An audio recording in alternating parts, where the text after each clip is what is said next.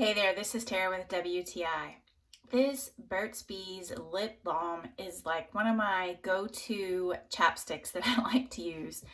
I like this particular ultra conditioning one in comparison with the other Burt's Bees. The other ones have like a little peppermint tingly flavor to them, but this, I like that it does not have that. I like how it goes on smooth. It moisturizes my lips. It makes them feel so soft. It makes them feel very moisturized.